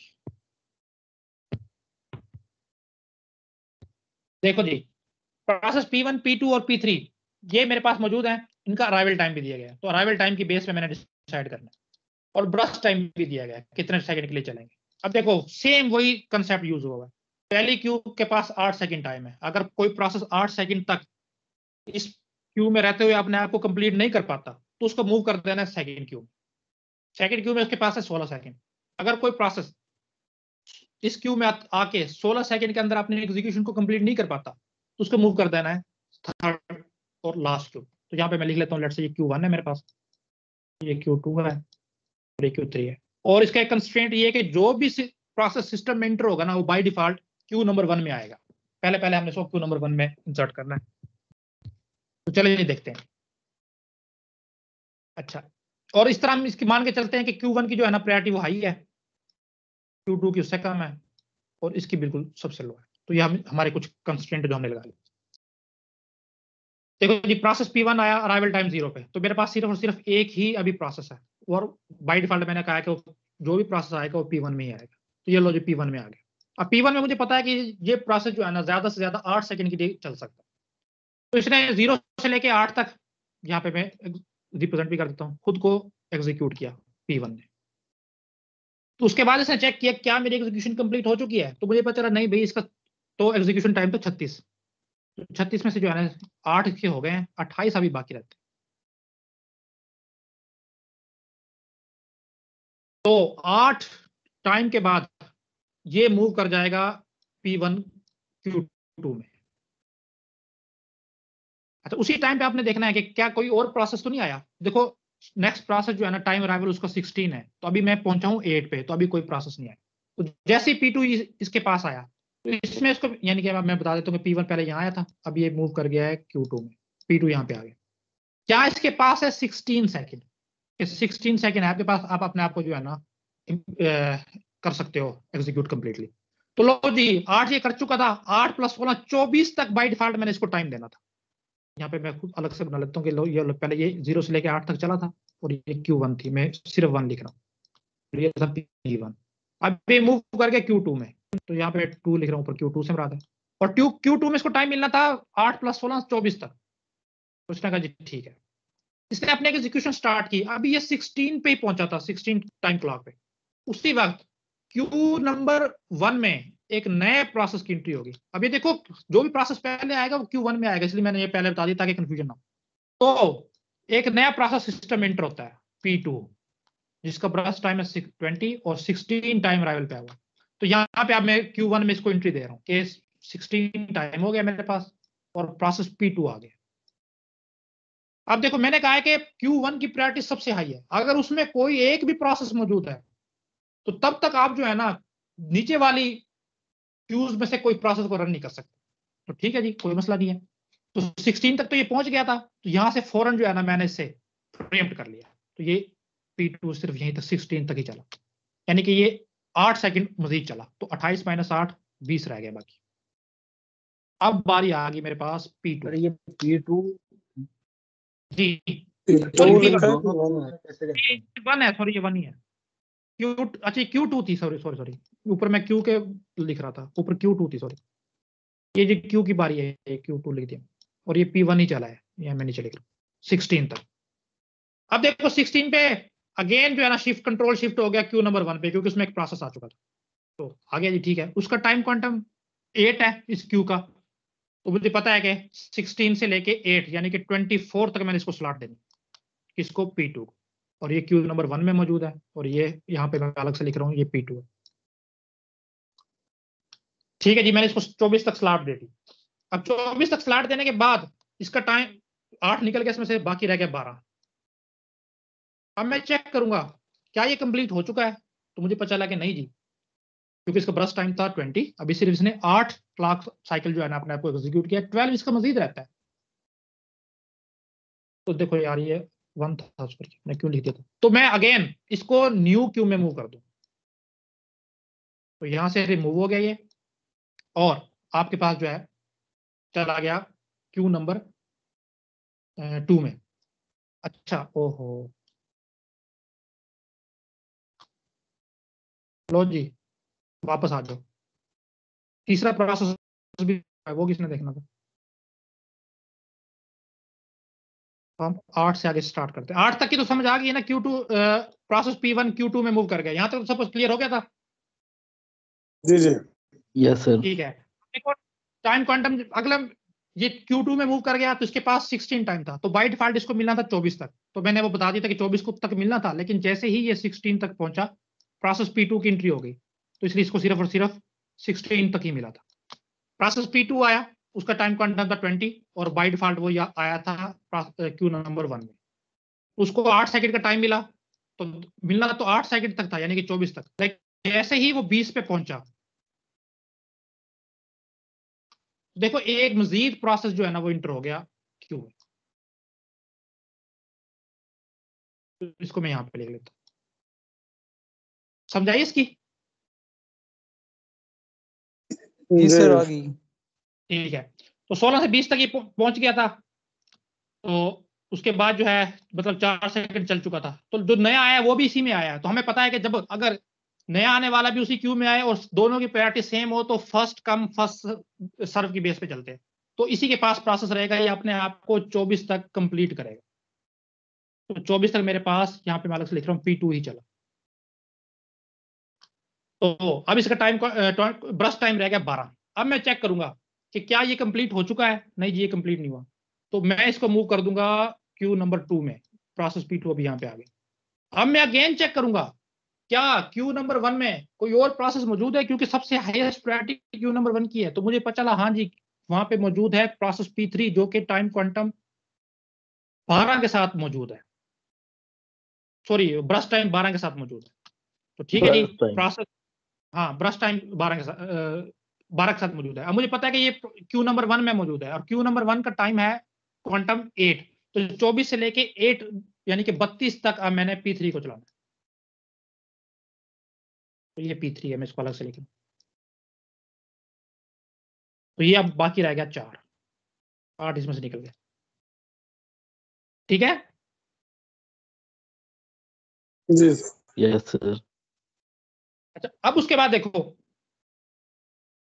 क्योंकि अब इसका 8 कंप्लीट हो चुका है टाइम, तो मेरी मजबूरी है कि मैंने इसको भी अब क्यू नंबर 2 में मूव करना है, क्योंकि टाइम इसको पूरा हो चुका है। क्यू को 8 सेकंड दिए थे, वो उसके पूरे हो गए। जब इस पे कंट्रोल शिफ्ट करता तो इसको 8 सेकंड मिलते थे, 8 सेकंड इसको पूरे मिल गए। अब ये प्रोसेस भी आगे मूव कर गया। अब देखो Q2 में पहले नंबर पे मेरे पास मौजूद है P1, जिसका अभी भी 20 टाइम रहता है, इसलिए मैं साथ साथ लिखता है, अभी भी 20 टाइम रहता है। तो अब मैं 32 से आगे इसका टाइम क्वांटम है 16 यानी कि 48 तक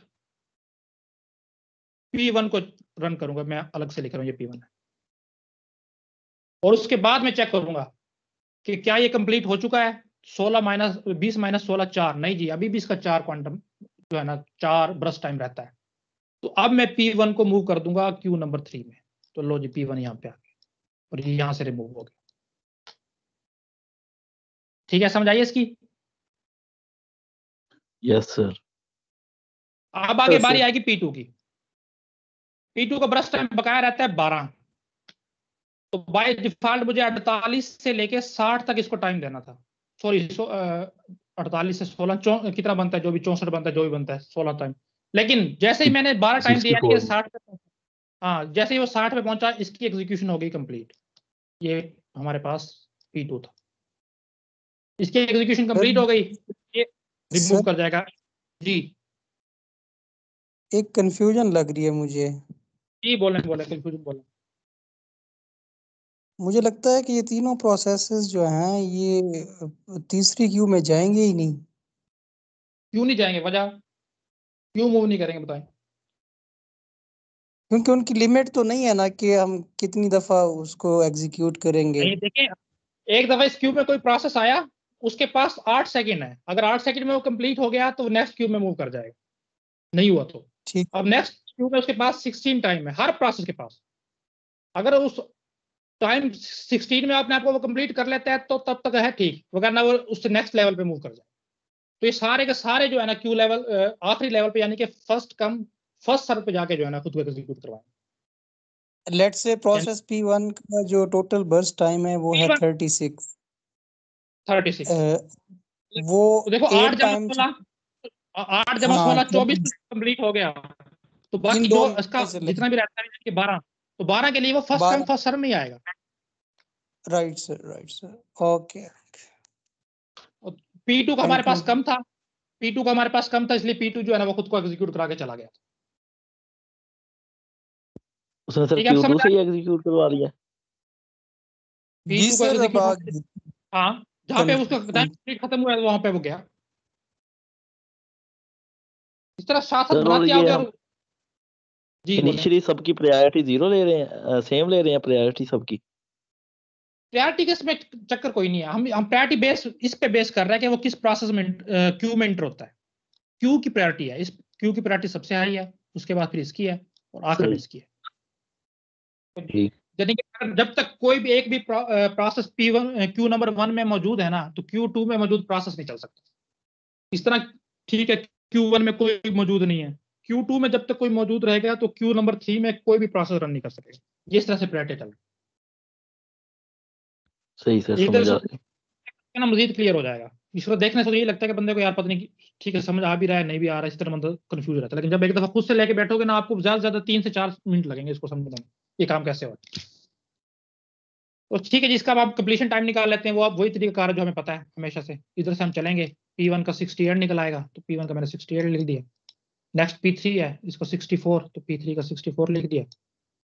नेक्स्ट में चला तो P2 है मेरे पास और इसको 60 है, तो वो 60 लिख दिया। तो इतने टाइम के बाद वो सारे कंप्लीट हो जाएंगे। इसी तरह टर्न अराउंड टाइम उनका निकालना है, वो मुझे पता है कैसे निकालते हैं, वो मैंने माइनस करके यहाँ पे अगली साइड पे निकाला हुआ है। इस तरह ये सारे वेटिंग टाइम भी आपके पास निकल आएंगे। इसको 3 से डिवाइड करोगे तो ये आपके पास एवरेज वेटिंग टाइम निकलेगा। अच्छा, आप देख लो स्टारवेशन और एजिंग को, ये हमारा लास्ट टॉपिक है ताकि जो है ना ये कंप्लीट हो सके। तो स्टारवेशन क्या थी, जैसे अभी एक स्टूडेंट ने हमें से पॉइंट आउट किया था कि सर इस तरह तो किसी कुछ प्रोसेस होंगे जिनकी कभी बारी नहीं आएगी। तो बिल्कुल ऐसा पॉसिबल है। जब भी प्रायोरिटी बेस्ड शेड्यूलिंग जो है ना इंप्लीमेंट हुई हो किसी भी आपके ऑपरेटिंग सिस्टम में, उसमें क्या है कि लेट से एक प्रोसेस है P1, उसकी प्रायोरिटी है 7। लेट से कोई प्रोसेस P2 है, उसकी 13 है, और लेट से एक प्रोसेस P4 है, उसकी 19 है। अब देखो पहले ये इसको CPU मिला, इसने अपना टाइम कंप्लीट किया, ये आउट हो गया। इसके बाद P2 के पास बारी आई, इसने अपना टाइम कंज्यूम किया, ये बारी हो गया। अब P4 की आने वाली थी, एक और प्रोसेस सिस्टम में एंटर हो गया, लेट्स उसकी प्रायोरिटी है 14। तो देखो 3 से जो है ना डायरेक्ट 13 वाले प्रोसेस है, इस पे मूव कर जाएगा CPU, इसको एग्जीक्यूट करेगा। अब इसको एग्जीक्यूट करके वो इसके पास 4 के पास आने वाला था, लेट्स से कोई P5 आ गया जिसकी प्रायोरिटी है 2। अब इसकी मजबूरी है CPU उस पे शिफ्ट कर जाएगा, इसको एग्जीक्यूट करेगा। इसके बाद कोई और आ जाता है जिसकी प्रायोरिटी लेट्स से 4 है, उसको करेगा। कोई और आ जाता है जिसकी 6 है, उसको करेगा। कोई 17 वाला कोई आ जाता है। इस तरह ये चक्कर चलता रहेगा। और जो P4 था जिसकी प्रायोरिटी 19 थी, इसकी कभी बारी आएगी नहीं, कभी से मुराद है कि बहुत लेट आएगी। तो ये बिल्कुल पॉसिबल है, इस तरीके से पॉसिबल है। और इसी जो सिचुएशन है, ये जो फिनोमेना है, इसको हम बोलते हैं स्टारवेशन। स्टारवेशन कहते हैं बंदे का हाथ पड़ गया, किसी को मिल नहीं रहा। हम ये मान के चल रहे हैं कि उसको रिसोर्सेज नहीं मिल रहे, उसको कुछ खाने को नहीं मिल रहा है एक स्पेसिफिक प्रोसेस को। याद रखिएगा ये स्पेसिफिक 1 या 2 प्रोसेस होते हैं, सारे प्रोसेस नहीं होते। बाकी अपने हिसाब से सबको एग्जीक्यूट कर रहे होते हैं। कुछ लो प्रायोरिटी प्रोसेस होते हैं जिनको CPU मिल नहीं पाता, सिर्फ उन्हीं पे जो है ना स्टारवेशन अप्लाई होती है। इसके मुकाबले में आप देखोगे कि डेडलॉक इससे डिफरेंट है। डेडलॉक क्या होता है कि जितने भी आपके कंप्यूटर में प्रोसेस होते हैं ना, सब के सब जो है ना वो अपने एग्जीक्यूशन को कंप्लीट नहीं कर पा रहे होते। जबकि स्टारवेशन में सिर्फ 1 या 2 victim process, lower priority process वही होते हैं जिनकी रुकी होती है, बाकी सारे एग्जीक्यूट हो रहे होते हैं। तो अब इसको पढ़ लेते हैं, एक इसको क्लियर कर लूं। देखिए, स्टारवेशन और indefinite blocking is a phenomena associated with priority scheduling algorithm। पहली बात तो याद रखनी है कि ये सिर्फ और सिर्फ ऐसे एल्गोरिथम में आता है जहां पे कोई ना कोई प्रायोरिटी इंप्लीमेंट हुई होती है। क्या होता है, in which a process ready to run for CPU, अब वो रेडी क्यू में मौजूद है, can wait indefinitely because of low priority, उसको अनडिफाइंड टाइम के लिए जो है ना वेट करना पड़ जाता है क्योंकि उसकी प्रायोरिटी लो है। अब हमने समझ लिया कि काम कैसे होता है। In heavily loaded computer system, ऐसा सिस्टम जिसमें प्रोसेस बहुत तेजी से आ रहे होते हैं, a steady stream of higher priority process, बहुत तेजी से हाई प्रायोरिटी प्रोसेस आ रहे हैं, can prevent a low priority process from ever getting the CPU, कि वो प्रिवेंट कर सकते हैं कि एक लो प्रायोरिटी वाले प्रोसेस को काफी देर तक या बहुत लंबे अरसे तक CPU मिले ही। जी, one process is having very low priority, for example 127। अब 127 मैंने पहले ही बता दिया था कि सबसे लोएस्ट प्रायोरिटी है, इससे लोएस्ट पॉसिबल ही नहीं है, किसी की ये प्रायोरिटी है 127, and we are giving other process with high, हम बाकी ऐसे प्रोसेस जिनकी प्रायोरिटी हाई है उनको सीपीयू देते आ रहे हैं, जाहिर है इससे तो हाई होगी सबकी। This can lead indefinitely waiting for this process, वो इस प्रोसेस के लिए क्या होगा कि वेटिंग जो है ना लंबी से लंबी होती जाएगी, और इसी प्रोसेस को बोलते हैं स्टारवेशन। अच्छा, इसको हल करने की जो स्कीम है ना वो है एजिंग। अब इनको फर्क रखना है, ये भी एजिंग जो है ना प्रॉब्लम नहीं है, कभी इसको प्रॉब्लम समझो। स्टारवेशन का सॉल्यूशन है एजिंग। अब इससे क्या मराद है, देखो एजिंग क्या कहते हैं कि बंदे की एज ज्यादा हो रही है, हम कहते हैं बूढ़ा हो रहा है, तो यही स्कीम हमने यहाँ पे लगाई है कि जैसे जैसे एक प्रोसेस की उम्र ज्यादा होती जाएगी ना उसकी प्रायोरिटी बढ़ाते जाओ। लेट्स से कि मैंने एक टाइम रखती है 10 मिनट, कि हर 10 मिनट के बाद ना एक प्रोसेस की जो प्रायोरिटी है ना वो एक जो है ना इजाफा कर दो, लेकिन 127 थी तो 126 कर दो, 6 कर दो। अगले 10 मिनट के बाद 125 कर दो, अगले 10 मिनट के बाद 124। अब ये मैं एग्जांपल दे रहा हूँ, अब ये मुख्तलिफ तरीके से इंप्लीमेंट हो सकती है, हो सकता है कि हर 1 मिनट के बाद जो है ना वो 10 उस पर इजाफा हो जाए, ये मुख्तलिफ हो सकती है, मैं एग्जांपल दे रहा हूँ कैसे पॉसिबल है। ये बात है, इसी को हम एजिंग बोलते हैं। देखो, if priority range from 127 to 0, कि अगर 127 से लेकर 0 तक आपकी प्रायोरिटी रेंज कर रही है, we could increase the priority of a waiting process, हम एक वेटिंग प्रोसेस की प्रायोरिटी को इंक्रीज कर सकते हैं बाय 1, एक नंबर के साथ, एवरी 15 मिनट, हर 15 मिनट के बाद। Eventually even a process with the initial priority of 127, अब इसमें देखो कि बेशक टाइम तो लगेगा, लेकिन जिसकी प्रायोरिटी 127 भी थी, 1-2 दिन के बाद वो इस काबिल हो जाएगा कि उसकी प्रायोरिटी 1 या 0 हो जाए, और उसके बाद उसको इवेंचुअली जो है ना सीपीयू मिल जाए। तो ये स्टारवेशन से निपटने की एक टेक्निक है जिसको हम एजिंग बोलते हैं। डिफरेंस बिटवीन डेडलॉक और स्टारवेशन मैंने ऑलरेडी बता दिया है कि डेडलॉक में क्या होता है कि जितने भी आपके सिस्टम में प्रोसेस, अगला टॉपिक हमारा डेडलॉक ही है, कि जितने भी आपके सिस्टम में प्रोसेस होते हैं ना वो एक दूसरे के रिसोर्सेज के इंतजार में फंस जाते हैं और कोई भी प्रोसेस जो है वो प्रोग्रेस नहीं कर पा रहा होता। जबकि स्टारवेशन इससे डिफरेंट है कि इसमें एक या दो जो हमने देखे थे लोअर प्रायोरिटी प्रोसेस, सिर्फ उन्हीं को सीपीयू नहीं मिल पाता, बाकी सबको जो है ना वो मिल रहा होता है। डेडलॉक का दूसरा नाम सर्कुलर वेटिंग भी है, और स्टारवेशन का दूसरा नाम लिव्ड लॉक भी है। डेडलॉक का उल्ट जो है वो लिव्ड लॉक। तो ये हमारे पास जो है ना डिफरेंस है। जी बोले,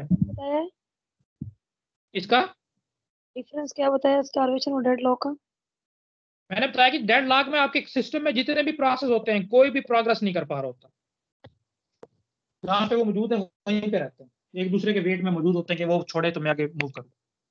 जबकि स्टारवेशन में बाकियों को सीपीयू मिल रहा होता है और वो प्रोग्रेस भी कर रहे होते हैं, सिर्फ एक ऐसा प्रोसेस जिसकी प्रायोरिटी बहुत ज्यादा लो होती है उसको नहीं मिल रहा होता। ये आप लोग आज की दूसरी असाइनमेंट है, आप इसको राउंड रॉबिन से भी और SRTF यानी कि शॉर्टेस्ट रिमेनिंग टाइम फर्स्ट, इससे दोनों से आप करेंगे। ठीक है जी, कोई मसला है किसी को आज के लेक्चर में तो पूछ ले।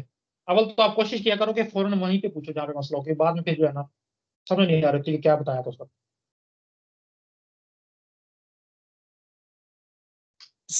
सर ये नॉन प्रीएम्प्ट